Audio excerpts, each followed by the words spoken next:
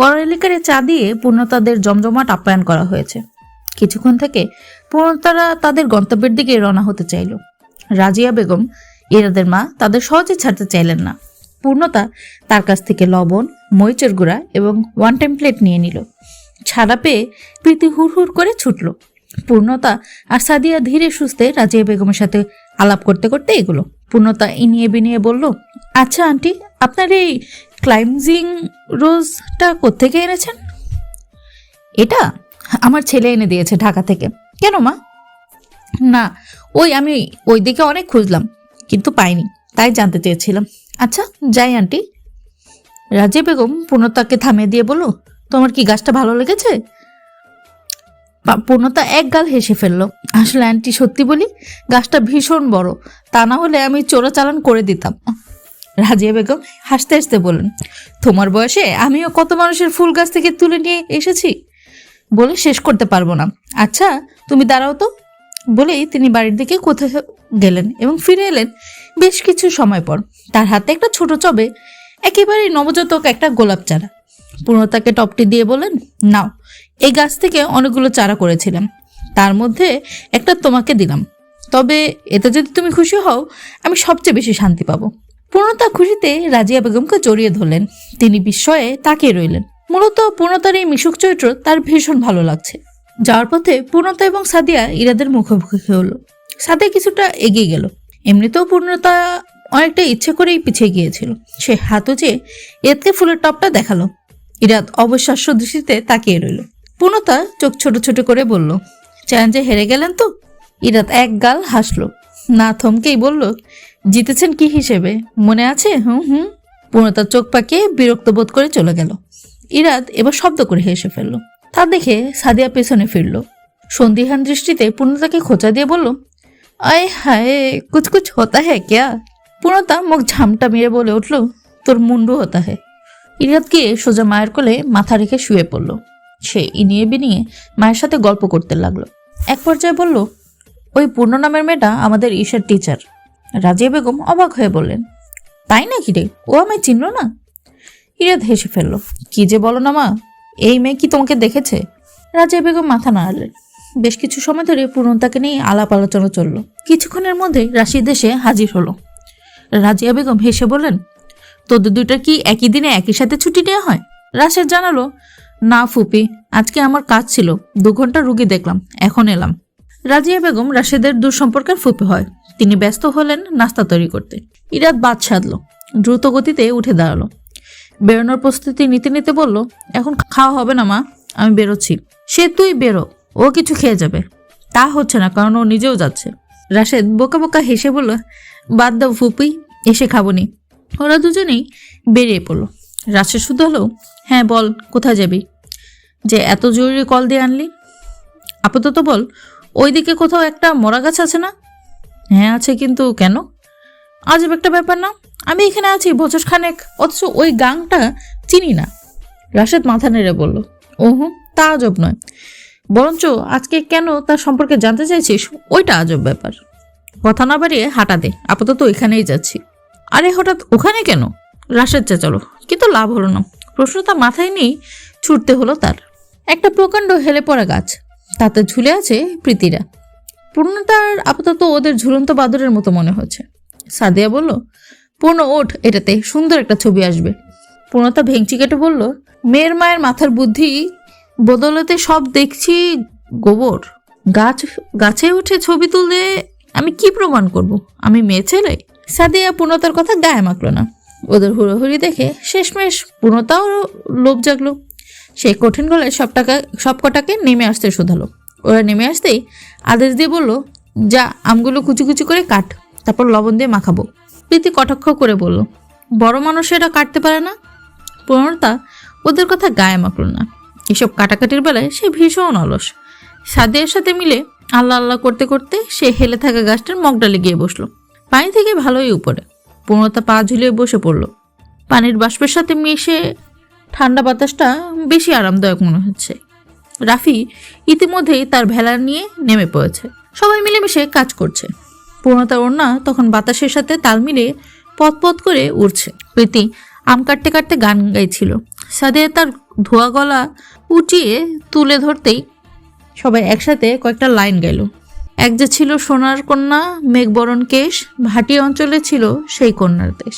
চোখ জুড়ে তার আহারে কি মায়া, নদীর জলে পড়ল কন্যার ছায়া। ওরা সবাই গলা মিলিয়ে গেয়েও চলছে।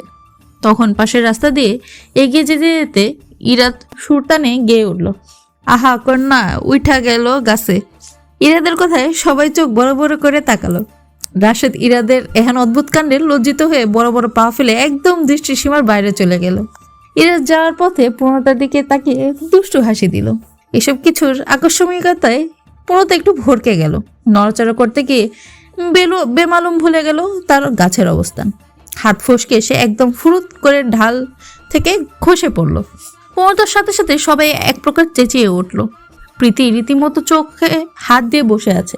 চোখ খুলে দেখলো সবচেয়ে নিচু ডাল ধরে আছে পূর্ণতা, তার পায়ে পানিতে। রাফি ভেলা নিয়ে দূরেই ছিল। সে দ্রুত এগিয়ে এসে বলল, আপু দাঁড়াও, এখানে হাঁটুর নিচে পানি। পূর্ণতা আতঙ্কে ঝেড়ে দাঁড়ালো। রাফি এগিয়ে আসতেই তার হাত ধরে ভেলায় উঠে বসলো। সবাই স্বস্তির নিঃশ্বাস ফেললো। সাদিয়া এখনো ঢালে বসে পেট চাপড়ে হাসছে। পূর্ণতা ভেলায় চড়ে দুপা ছড়িয়ে বসলো। প্লাজো হাঁটু অবধি ভিজে গিয়েছে, আপাতত এইভাবেই শুকাতে হবে। সাদিয়ার হাসিতে এখন তার গা জ্বলছে, তাই তাকে শাসিয়ে বলে উঠল, অভদ্র মহিলা, উপরে আসলে ঠ্যাং ভাঙবো। কতটুকু বলে চুপ মারল সে। রাফির দিকে ফিরে বলল, আমার প্লাজো শুকানো পর্যন্ত এভাবে টানতে হবে, পারবি? বেশ পারবো। পূর্ণতা মাথা নাড়ল। সে মনে মনে ইরাদকে খুঁজছে।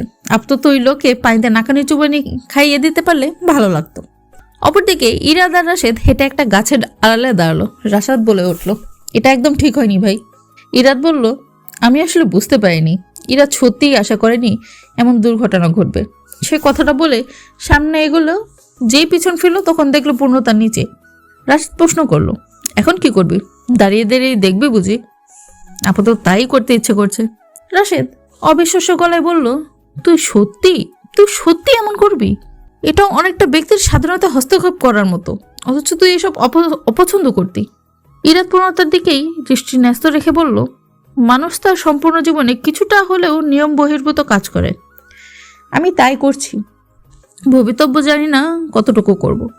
ইরাদ, তুই এসব কবে থেকে স্বাভাবিকভাবে নিচ্ছিস? যেদিন থেকে তার অনুমতি ব্যতীত তার ডায়েরি পড়েছি, ঠিক সেদিন থেকে করে এসেছি। এতে আমার কোনো দোষ নেই। আমার এই অবাধ্যতার পেছনে সে দায়ী। কেন ডায়েরিটা রেখে গিয়েছিল? রাশেদ অবিশ্বাস্য দৃষ্টিতে মাথা নাড়ল। ইনিয়ে বিনিয়ে বলল, প্রেমে পড়েছিস দোস্ত? তা জানি না, তবে আরোগ্য ব্যাধিতে আক্রান্ত হয়েছে। রাজের সামনে হাঁটতে হাঁটতে বলল, আমি যাই, চাচার ওই দিকের ক্ষেতগুলো দেখে আসি, তুই তোর ফড়িংকে দেখ। ইরাদ হাসলো। দুহাত পকেটে গুজে পূর্ণতার দিকে তীক্ষ্ণ দৃষ্টিপাত করলো। পূর্ণতার জায়গা থেকে ইরাদকে দেখা না গেলেও ইরাদ পূর্ণতাকে দেখছে স্পষ্ট।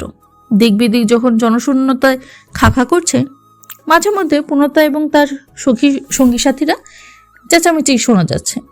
এই যে পূর্ণতা চেঁচিয়ে প্রশ্ন করলো, এই চাদু, একটা কলার মোচা দেখেছি, নিয়ে আসি, ভর্তার সাথে দেয়া যাবে।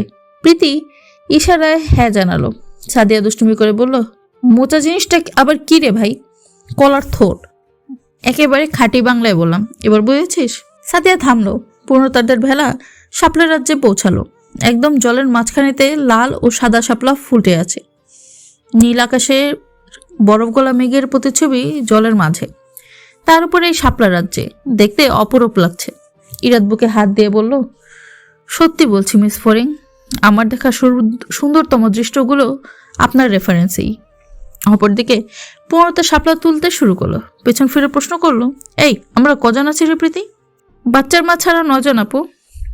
সাদিয়া চেঁচিয়ে উঠল, এই বাচ্চার মা ছাড়া মানে কি? বরঞ্চ মেয়ে আর মা মিলে 11 জন গুণ। এসব করলে একদম মেয়েকে না করে দিব তো, খালা না বলেতে।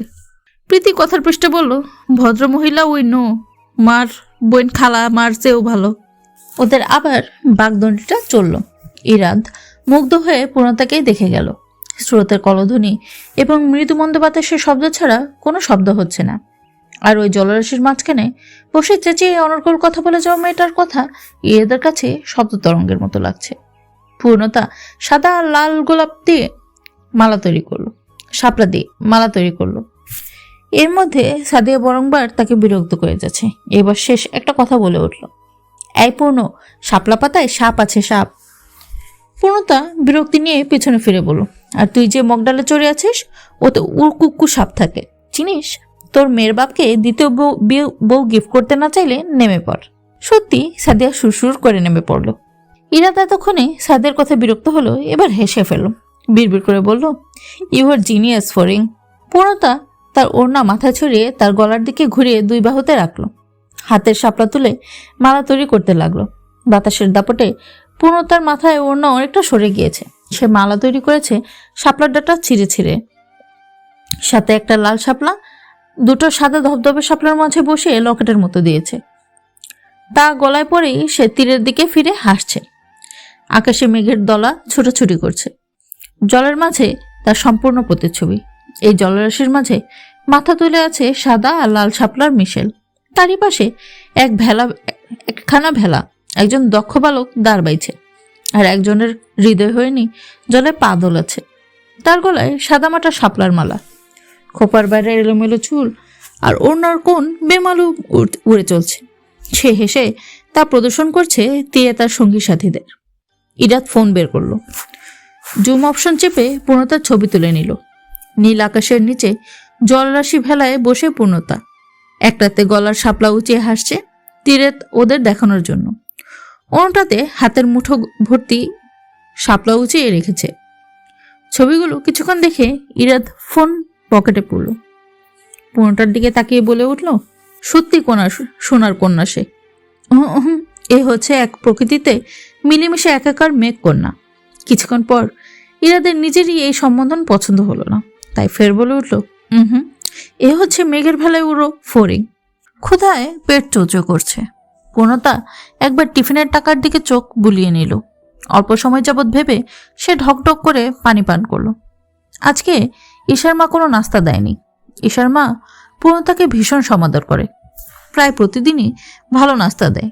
এতে করে পূর্ণতার দুপুরের টাকাটা বেঁচে যায়। সে টাকা এই কয়েক মাসে জমিয়ে পূর্ণতার কাছে মোটা অঙ্কের একটা টাকা জমে গিয়েছে। কাল বাদে পরশু রমজান মাস শুরু হবে, এরপরে ঈদ উল ফিতর। ঈদে বাবা মায়ের জন্য শাড়ি পাঞ্জাবি কেনা প্ল্যান রয়েছে তার। মাঝখানের আনুষঙ্গিক ঝামেলায় টাকাটা ঘাটতি রয়ে গিয়েছিল, এখন সে ঘাটতি পূরণ হয়েছেই, সাথে আরও কিছু টাকা জমে গিয়েছে। সে যাই হোক, আজ ঈশার মা নাস্তা দেয়নি, এই নিয়ে পূর্ণতার কোনো মন্তব্য নেই। শুধু তার ক্ষুধাটার সমস্যা হয়েছে, এই তা। হয়তো ভদ্রমহিলা অসুস্থ ছিল, ক্ষুধার কারণে পূর্ণতাও তেমন তাড়া না দেখিয়ে হাঁটছে। সে চাইলেই এখন টিফিনের টাকা থেকে কিছু কিনে খেতে পারে। কালকে জমানো টাকার সাথে 20 টাকা যোগ করে দিলে সে তার পরিকল্পনা সমাপ্ত করতে পারবে। কিন্তু না, আজকে হচ্ছে বিশেষ দিন, তাই আজকের দিনের বিশেষত্ব ফুটিয়ে তুলতে তার যার পড়ার চেষ্টা। চারদিকে তখন ঘন সন্ধ্যা ঘনিয়ে এসেছে। সোডিয়ামের আলোর রাজত্ব কায়েম হতে লাগলো মুহুর্মুহু। এই সময়টা পূর্ণতার বেশ ভালো লাগে। তবে আজকে এত দেরি হয়েছে কলেজের একটা ঝামেলার জন্য। অন্য দিনের বাধা ধরা স্বাভাবিক সময়ের চেয়েও 2 ঘন্টা পর আজকে ছুটি হয়েছে, অর্থাৎ একেবারে বিকেল 4টায়। এর ঈশাকে পড়িয়ে তবে বাড়ির পথ ধরেছে সে। যদিও কিছুটা চিন্তা হলে বাড়ির ব্যাচ কখন এসে ফিরে যাবে এই নিয়ে কোনো খুঁত ধরবে কিনা অভিভাবকরা। গ্রামের অভিভাবকরা হোম টিউটরদের আবার বেশ কায়দায় সামলায়। একে তো বেতন কম দেয়, তার উপর একদিন পড়ানো বন্ধ করলেই ওই দিনের হিসাব করতে ভোলে না। বন্ধ পড়ে যাওয়া দিনগুলোর টাকা ভুলক্রমে না কাটলেও শতকিয়ার মতো তা বারংবার শোনাতে ভুল করে না। উপরিপাওনা তো আপদস্থ জুটেই না। খুব কম কয়েকজন আছে যারা তো স্বৈরাচারী মনোভাব সম্পূর্ণ নয়। তা না হলে সবাই নিজের ব্যাচদের সমস্ত দায়িত্ব 300 কিংবা 400 টাকার বিনিময়ে মাস্টারের হাতে তুলে দেয়। বেশিরভাগ বাচ্চাদেরই অভিভাবকরা বাড়িতে নিয়মিত পড়ার গাইডলাইন দেয় না। কারো বাচ্চা তো পড়তে বসেছে কিনা তার খবরই নেই। তারা যদি পরীক্ষা খারাপ করে তো দোষ প্রামের মাস্টারের ঘাড়ে বর্তায়। এই যে এত কিছু, এত শত ঝঞ্ঝাট, এরপরেও তাদের জন্য কিভাবে মাস্টার টিউটর খুঁজে পাওয়া যায় এটাই তো প্রশ্ন। আসলে গ্রাম্য মাস্টারদের অবস্থা হচ্ছে শখের করাতের মতো। বাবা মায়ের অভাব অনটনের মাঝে তাদের কাছে টাকা চাইতে ইচ্ছে করে না, কিংবা বাবা মার সামর্থ্য এই থাকে না, তাই বাকি পড়ে মাস্টারি করতে হয়। ওই কর্মক্ষেত্রে তাদের অবস্থা অর্ধচন্দ্র দেওয়ার চাইতে নড়ে বড়ে, কিন্তু তবুও তারা তা ছাড়তে পারে না। অভাবের সময় এই টিউশনি লাঞ্ছনাপূর্ণ মাস্টারি হয়ে দাঁড়ায় অন্ধের যষ্টি। তাই তারা চাইলেও ছেড়ে আসতে পারে না এই পথ। আর অভিভাবকরা দেখে বা এত ওজনের কই যাই করছি না কেন, পেয়েই তো যাচ্ছি। এই হচ্ছে শিক্ষকতার মুমূর্ষ দশা।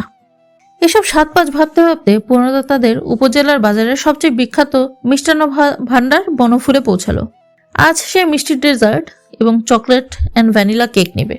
মাত্রা অতিরিক্ত বড়লোকি খাবার, অথচ এই খাবার এই পূর্ণতা এবং প্রীতি দুজনেরই খুব পছন্দ। পূর্ণতা প্রথম চকলেট এবং ভ্যানিলা কেক খেয়েছিল তার বান্ধবীর জন্মদিনে। সেদিন যখন এসে প্রীতির কাছে এই মুখরোচক কেকের গল্প করেছিল, তখন প্রীতির মুখখানা দেখে তার ভীষণ কষ্ট হয়েছিল। প্রীতি কখনো খায়নি, অথচ তার সামনে ভেবে বলা উচিত হয়নি। তাই আজ পূর্ণতা প্রীতির এই পছন্দের খাবারগুলো কিনবে। তাদের এসব খাবার কিনতে বেগ পেতে হয় যথেষ্ট। 1 পাউন্ড ভ্যানিলা কেকের দাম 550 আর চকলেট 600। এটাই অ্যাভারেজ দর। বাকিটা কেউ কম বেশি নিতে পারে, তাদের ব্যাপার। পূর্ণতার এই খাবারটি বেশ প্রিয়। তার বান্ধবীদের জন্মদিনে যখন ওরা কেকের আয়োজন করে, তখন অনেকেই খেতে চায় না, কেউ বা না কুচিয়ে ফেলে, কিন্তু পূর্ণতা খায়, তার ভীষণ পছন্দ। তাছাড়া এমনিতেও আর খাওয়ার সৌভাগ্য হয় না, তখন তার ভীষণ লজ্জাও লাগে। কিন্তু নিশি ব্যাপারটা কাটিয়ে ওঠে। সে হেসে বলে, এই পাগলটার মিষ্টি জাতীয় খাবার বেশি পছন্দ, তাই বলে তারটুকু পূর্ণতার মুখে পুরে দেয়। এসব নিতান্ত গোপন কথা, এসব কেউ জানে না, এমনকি প্রীতিও না। কেউ জানলে হয়তো ভীষণ বিশ্রী একটা ব্যাপার ঘটবে। পূর্ণতা কাচের দরজা ঠেলে ভেতরে প্রবেশ করলো। ওয়েটার এগিয়ে এসে জানতে চাইল, আপনি কি চেয়েছেন ম্যাম? পূর্ণতা কিছুটা চমকে গেল, সাথে কিছুটা ভরকেও গেল। রেস্টুরেন্টগুলোতে খাবার খাওয়ার উদ্দেশ্যে তার আশা হয়নি কখনো, তাই বলে কি বলে শুরু করবে বুঝতে পারল না। তবু পরিস্থিতি সামলে নেওয়ার মতো ক্ষমতা তার রয়েছে। নিজেকে ধাতস্থ করে পূর্ণতা বলল, আসলে আমি কিছু খাবার পার্সেল করে নিতে যাচ্ছি। জি অবশ্যই, আমাদের মেনু দেখে আইটেম বলুন প্লিজ। পূর্ণতা মাথা নাড়ল। মেনু দেখে আইটেম খুঁজে বের করতে তার ভালোই সময় লেগেছে, তবুও নিখুঁতভাবে করার চেষ্টা করলো। ওয়েটার লোকটি ভীষণ বিনয়। তার চোখে মুখে পূর্ণতার অপারগতার ফলে বিরক্তির বদলতে সহনশীলতা ফুটে উঠেছে। পূর্ণতা আইটেম নিশ্চিত করে অর্ডার করতেই ওয়েটার চলে গেল, জানালো অল্প কিছু সময় অপেক্ষা করতে হবে। পূর্ণতা মাথা নেড়ে পাশের টেবিলে বসলো। মাগরিবের আজান পড়তে আর কিছু সময় বাকি। পূর্ণতার চোখে মুখে দুশ্চিন্তার রেখা ফুটে উঠেছে। আড্ডা দেওয়া একদল হুট করে থেমে গেল। রাশেদ পট করে বলেই ফেল, এই ইরাদ, এটা পূর্ণতা না, তোর ফড়িং। ইতিমধ্যেই ইরাদের বন্ধু মহলে ইরাদের ফড়িং বেশ প্রচলিত হয়ে গিয়েছে। কেননা ইরাদ একটা পুচকে মেয়ের প্রতি ইন্টারেস্টেড ফিল করছে, কথাটা ঝড় তোলার মতো। রাশেদ আর ইরাদ একই জেলায় থাকায় তাদের বন্ধুরা হ্যাংআউটে এবার ইরাদের বাড়িতে উঠেছে। এই একদিনে তাদের কাছে পূর্ণতার গল্প দাড়ি কমা অবধি বলা শেষ হয়েছে। তাদের প্ল্যান ছিল ইরাদের বাড়ি গিয়ে টুপ করে পূর্ণতাকে দেখে আসবে। গল্প অবশ্য ইরাদ নয়, রাশেদ করেছে। ইরাদের একজন বন্ধু বলে উঠল, ইরাদ তোর ফড়িং দেখে নিজেই তিরিং বিরিং করে চলে আসছে, কিন্তু এখন বড্ড চুপচাপ আছে সে, একদম ফড়িং টাইপ লাগছে। ইরাদ তীক্ষ্ণ চোখে পূর্ণতাকে দেখছে। সেদিনের ঘটনার পর ইরাদ পূর্ণতার টিকিটিও দেখেনি, কিন্তু কথা হচ্ছে যে এই অসময়ে এই মেয়ে একা এখানে কি করছে? তার বাড়ি তো বেশ দূরে, কিছুক্ষণ পর সন্ধ্যা নামবে, বাড়ি যাবে কি করে? অদ্ভুত, ও করতে চাইছেটা কি? ইরাদের মনে প্রশ্নগুলো ক্রমশ দলা পাকিয়ে যাচ্ছে। তার বন্ধুদের ফুসুর তাকে বিরক্ত করছে। সে ভ্রুযুগল কুচকে বলল, এমনিতেই তার ধারণা আমি কর্মহীন ডাক্তার, খেয়ে দেয়ে কাজ নেই, তাই তাকে নিয়ে পড়ে আছি। এখন তোদের এরূপ কাণ্ড দেখলে বেচারি বিশ্বাস করে বসবে পুরো ডাক্তার সমাজ এই কর্মহীন। রাগে ক্ষোভে সে ডাক্তার হওয়ার চিন্তা ভাবনাই ছেড়ে দেবে। ইরাদের কথায় সবাই হো হো করে হেসে ফেলল। ইরাদ কিছুক্ষণ হাসফাস করে উঠে সোজা পূর্ণতার মুখোমুখি হলো। ইতিমধ্যেই তার বন্ধুদের মধ্যে হাসির রোল পড়ে গিয়েছে। পূর্ণতা হঠাৎ ইরাদকে দেখে ভূত দেখার মতো চমকালো। তার মনে পড়ল সেদিনের ইরাদের বলা কথা, তার হাত ফসকে পড়ে যাওয়া। সে এক মুহূর্তে ভেঙচি কাটার মতো করে দৃষ্টি ফেরলো। ইরাদ তুড়ি বাজিয়ে বলল, এই অসময়ে এখানে? তা জানি আপনার কি শুনি? আমার সাথে লাগতে আসবেন না, বাজে লোক। ডাক্তার মানুষ হাসপাতালে পড়ে থাকতে পারেন না? ইরাত একটু অবাক হলো। তার সাথে পূর্ণতার রোষ পূর্ণ কথা শুনে সে অবাক না হয়ে পারল না। ভ্রু কুঁচকে বলল, ডাক্তার বলে সবসময় হাসপাতালে পড়ে থাকতে হবে? আপনি বুঝি ডাক্তার হলে এমনি পড়ে থাকবেন? পূর্ণতা এদের কথায় গা মাখল না। ইরাত কণ্ঠ খাদে নামিয়ে বলল, আপনি তো ভালোই গাছে চড়তে পারেন, আবার ধপাস করে পড়েও যান। পূর্ণতার রাগে হিসিয়ে উঠল। এই লোকের উপর এই জন্যই তো তার রাগ। বেটার কত সাহস এখন সে ঘটনা তুলে প্রশ্ন করছে। পূর্ণতার পার্সেল চলে আসে। সে উঠে যেতেই ইরাত প্রশ্ন করলো, একা একা যাবেন কি করে? তা জানে আপনি কি করবেন? গাড়ি নিচে ফেলবেন নাকি এবার? ইরাত পূর্ণতার অভিযোগ সম্পূর্ণ কথায় হাসলো। রসিকতা করে খানিকটা ঝুঁকে বলল, আপনি আমার সাথে অভিমান করেছেন? 1 মিনিট, আমি আপনার অভিমান করার মানুষ? পূর্ণতা ভেবাচাকা খেয়ে গেল। থমথমে গলায় বলল, আপনি কথার এত উদ্ভট মিনিং বের করেন কেন? ইরাত মাথা নেড়ে হাসলো। পূর্ণতা বিল মিটে হাঁটা দিতেই ইরাত তার পথ আটকে দাঁড়ালো। প্রশ্ন করলো, কার জন্মদিন? পূর্ণতা ঘাড় নাড়লো। বোঝালো বলবে না। ইরাতও অটল দাঁড়িয়ে রইল। ভাবখানা এমন যে বলবেন না। আচ্ছা, তবে আজকে যাওয়ার আশা ছেড়ে দিন। পূর্ণতা তপ্ত শ্বাস ফেললো। সামনের মানুষটাকে সে সংজ্ঞায়িত করতে পারে না। এক এক সময় এক এক রূপ যেন তার। এখন তাকে পুরো দমে মাস্তান টাইপ লাগছে। কেউ অনুমানও করতে পারবে না যে এই লোক একটা ডাক্তার। ঝামেলা বাড়ানোর ইচ্ছে নেই বলেই পূর্ণতা বলল, প্রীতির। ও তাই, এজন্য ভুরিভোজের আয়োজন? পূর্ণতা মাথা নেড়ে পথ ধরল। সড়কে উঠতেই মুয়াজ্জিনের সুরেলা আজান শোনা গেল। পূর্ণতার চোখ মুখ কালো আধার নেমে এলো। কয়েক মুহূর্ত ভাবলো রাদিফকে ফোন দেবে। তা না হলে একা যাবে কি করে? উপজেলা বাজার পর্যন্ত কোনো সমস্যা হবে না, কিন্তু এত দূর, এরপরে পথ একেবারেই নিরিবিলি। একা একজন মেয়ে এত দূরে যাওয়াটা সত্যি বিপজ্জনক। পূর্ণতা ফের রেস্টুরেন্টে পা বাড়ালো। নিজের সাথে যুদ্ধ করে রাজ্যের সব জড়তা নিয়ে ইরাদের টেবিলের সামনে গিয়ে দাঁড়িয়ে পড়ল। ইরাদের বন্ধু মহলের মাঝে টান টান উত্তেজনা বিরাজ করছে। কেউ ফিসফিস করে কিছু বলছে। এত বড় ছেলেদের রেহেন কাণ্ডে ইরাদ বিরক্ত হলো। পূর্ণতা রাশেদের দিকে তাকিয়ে বলল, রাশেদ ভাইয়া, আমার একটা জরুরি কল দেয়া লাগতো, একটু ফোনটা পেতে পারি? রাশেদ ফোন এগিয়ে দিতেই পূর্ণতা রাদিফকে কল দিল। বেশ কয়েকবার ডায়াল করার পরে তবেই রাদিফ ফোন তুলল। পূর্ণতা জানতে চাইল, দোস্ত কোথায় আছিস? আমি খালামুদের বাসায় রে। কেন পূর্ণ? পূর্ণতার চোখে মুখে হতাশার ছায়া উপচে পড়লো। ছোট্ট করে বলল, না এমনিতেই। আচ্ছা রাখি। রাশেদকে ফোন দিয়ে পূর্ণতা ধীর পায়ে হাঁটা দিল। ইরাদের এক বন্ধু বলে উঠল, ইমপ্রেসিভ, ফোন ইউজ করে না। আমি এই ইন্টারেস্ট ফিল করছি। একজন বলল, ইরাদ তবে তুই বাদ দে, তোর মতো নিরামিষকে দিয়ে হবে না, আমাদের আজহারকে সাইড দে। ইরাদ চোখ রাঙিয়ে বলল, ফিয়াকে বলবো? আজহার নামের ছেলেটা চুপসে গেল। ইরাদের না চাইতেও পা বাড়াতে ইচ্ছে করলো পূর্ণতার পিছু। সাথে ওরাও উস্কে দিতে লাগলো। এক প্রকার উদ্ভট ইচ্ছেতে ভর করে ইরাদ পা বাড়ালো। পেছন থেকে তার বন্ধুরা চেঁচে বলে উঠল, দোস্ত গুড লাক। ইরাদ পেছনে ফিরে তাদের ইশারা মার দেখালো। ফের নিজেকে বকতে শুরু করলো, অদ্ভুত, আমি মনে হয় বিয়ে করতে যাচ্ছি। পূর্ণতা চোখ মুখ কালো করে দাঁড়িয়ে আছে। সময় গড়িয়ে যাচ্ছে নিজ গতিতে। তার সামনে এক ঝাঁক তরুণ আড্ডা দিচ্ছে। বখাটে হওয়ার প্রয়োজন নেই। একা একজন মেয়ে দেখে তারা এমনিতে একটা না একটা বাজে মন্তব্য করবেই, এটা পূর্ণতার ধারণা। কিন্তু তাকে যে যেতে হবে। এতক্ষণে হয়তো তার মা অ্যানাউন্স করে ফেলেছে যে পূর্ণতা হারিয়ে গিয়েছে। হাতে মুঠো পাকিয়ে পূর্ণতা পা বাড়ালো, নিজেকে প্রস্তুত করে নিল। তখনই হর্ন বাজিয়ে তার সামনে থামলো ইরাদের গাড়ি। গাড়ির দরজা খুলে পূর্ণতাকে ফ্রন্ট সিটে উঠে বসতে ইশারা করলো। পূর্ণতার বিচলিত মুখশ্রীর দিকে তাকিয়ে বলল, ধাপে ধাপে এত ছেলেদের বুগলি না শুনে একা আমার বুগলি শোনাটাই ফার বেটার না? তাছাড়া চাইলেও আমার নামে মামলা দায়ের করতে পারবেন, ওদের কিন্তু পারবেন না। আফটার অল আপনি একা একজন মেয়ে, যতই হোক আপনারা মেয়ে জাতি কাজপাত্র। পূর্ণতার কথাগুলো মনে ধরেছে। সে উঠে বসলো ইরাদ গাড়ি ঘোটা। পূর্ণতা শুরুতেই যে প্রশ্নটি করলো, কাজপাত্রের সাথে নারীদের তুলনা করা কোত্থেকে শুনলেন? না 1 মিনিট, নকল করলেন। রাসূল সাল্লাল্লাহু আলাইহি সাল্লাম একটি ঘটনায় নারীদেরকে কাজপাত্রের সাথে তুলনা করেছেন, ওখান থেকে। পূর্ণতা মাথা নেড়ে বলল, জানতাম আপনি এত সাহিত্য নিয়ে ঘুরেন না। অপমান করছেন? না না, প্রশংসা করছি। ইরাদ কথা পারল না, ড্রাইভিং এ মনোযোগ দিল। পূর্ণতা বিড়বিড় করে বলে উঠল, বাজে লোক। ইরাদ হুট করে গাড়ি থামিয়ে দিল। দরজা খুলে দিয়ে বলল, নামুন বলছি, নামুন। গাড়িটা তখন শঙ্খচূড় নদীর ব্রিজের উপর। প্রণতা একেবারেই ভেবাচেকা খেয়ে গেল। ইরাদ জোর করে বলতেই সে টুপ করে নামলো। ইরাদ দরজা লাগিয়ে গাড়ি নিয়ে এক ছুটে চলে গেল। প্রণতা হতভম্ব হয়ে দাঁড়িয়ে রইল। গাড়িতে তার জিনিসপত্র ছিল, সে চেঁচাতে ভুলে গিয়েছে। চোখ পিটপিট করে মূর্তিমান হয়ে দাঁড়িয়ে রইল। কিছুক্ষণ অপেক্ষা করে গাড়ির হেডলাইটের আলো হতাশা নিয়ে পথ ধরে হাঁটতে লাগলো।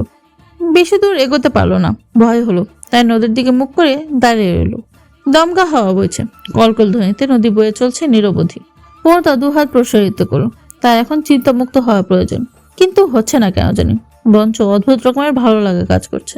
চারদিকে সন্ধ্যা পোকার ঝিরঝির আওয়াজ, আকাশে ঝলমল করছে সন্ধ্যা তারা, বাতাসে প্রণতার ওড়না উঠছে অবাধ্য হয়ে। এখনই গুড়ি গুড়ি বৃষ্টি নামলো। এই বৃষ্টি প্রণতার বেশ পছন্দ, তবে এখন পছন্দ করার মতো কোনো কারণ নেই। পাশ থেকে পুরুষালী কণ্ঠে একজন বলে উঠল, আপনাকে সঙ্গে নিতে পারে এক শর্তে। আচমকা ইরাদের কণ্ঠ শুনে প্রণতা চমকে তাকালো। তার এখন বাড়িতে যাওয়াটা জরুরি, তাই কথাটা না বাড়িয়ে কেটে পড়ায় শ্রেয়। প্রণতা প্রশ্ন করলো, কি শর্ত? দেখুন, আজ অবধি আপনার সাথে আমার যে কয়েকবার দেখা, আপনি প্রত্যেকবারই আমাকে বাজে বলেছেন। আপনি এটা ফিরিয়ে নিন। আচ্ছা, ফিরিয়ে নিলাম। আপনি ভীষণ ভালো লোক, একেবারে মহৎ লোক। আপনার মতো ভালো মানুষই হয় না। ইরাদ প্রশ্নবিদ্ধ কণ্ঠে বলল, হেয়ালি করছেন?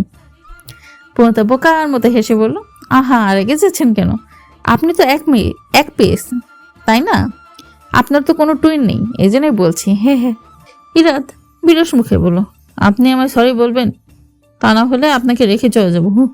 প্রণতা তড়িঘড়ি করে বলে উঠল, এই সরি, আমি সত্যিই দুঃখিত, অন্তরের অন্তঃস্থল থেকেই দুঃখিত। প্রণতার দুঃখবোধ ইরাদ মন পুতো হয়েছে বোধ হয়। সে মাথা নাড়িয়ে নদীর দিকে ফিরল, হাত ঘুরিয়ে দেখে বলল, এখানে দাঁড়িয়ে চা খেতে কেমন লাগবে বলুন তো? এই না না, আমার এমনিতেই ভীষণ দেরি হয়েছে।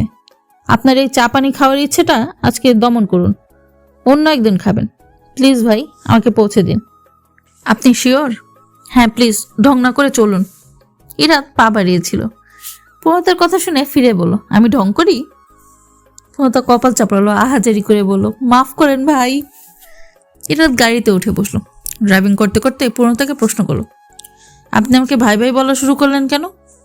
প্রণতার মেজাজের অবস্থা নাজেহাল। তার মধ্যে এখন উদ্ভট প্রশ্নে তার ইচ্ছে করলো ইরাদের গাড়ি শুদ্ধ নদীতে ছুঁড়ে ফেলতে, কিন্তু এমন কিছু করাই সম্ভব হলো না। দাঁতের দাঁত চেপে বলল, আপনাকে তাহলে আঙ্কেল বলি? ইরাদ বিস্ময়ে হা হয়ে গেল বোধ হয়। বেশ কিছুক্ষণ সময় পরে থমথমে মুখে বলল, ডাক্তার, আমি ডাক্তার সাহেব বলবেন। প্রণতা কথা বাড়ল না। ইরাদ দুটো সিল্ক ডেরি মিল্ক এগিয়ে দিয়ে বলল, প্রীতিবুড়িকে আমার পক্ষ থেকে জন্মদিনের শুভেচ্ছা। প্রণতা ভ্রু কুচকে বলল, ও বুড়ি কবে হলো? পাকা পাকা কথা বললে বুড়িই হয়, বুঝেছেন মাথা মোটা? প্রণতা মাথা নাড়ালো। মাথা মোটা বলা নিয়ে প্রতিবাদ করতে চাইল না। তার এখন এই অসময়ে রাস্তায় দাঁড়িয়ে থাকার ইচ্ছে নেই। ইরাদ কিছুক্ষণ পর ফের বলল, দুটো চকলেট, একটা আপনার, একটা প্রীতির। তো এভাবে বলছেন কেন? আজব, কে বলছে চকলেট দিতে? আপনার ধারণা আমি চকলেট মেরে দেব? প্রণতার কণ্ঠে স্পষ্ট ক্ষোভ। ইরাদ স্মিত হেসে বলল, তা করবেন না, কিন্তু ঠিকই মাথা ফাটিয়ে ফেলবেন। আপনারা দু বোন যে এক কাপ চাকে চামচ গুনে গুনে ভাগ করেন তা আমি জানি। প্রণতা বিষম খেলো। মান সম্মানের এত জম্পেশ ফালুদা দেখে কোনো স্বাভাবিক মানুষের পক্ষে সুস্থ থাকা সম্ভব না। কিন্তু প্রণতার অটল থাকতে হবে। সে একজন অদম্য সংগ্রামী মেয়ে। থমথমে গলায় পূর্ণতা শুধালো, আপনি কি করে জানলেন? তার মানে ঘটনাটা সত্যি? প্রণতা ফের হোঁচট খেলো। ঠোঁট ভিজিয়ে বলে উঠল, না, একদম তা না। আমিও জানতে চাই আপনি কিসের উপর ভিত্তি করে এখন অপবাদ দায়ের করছেন।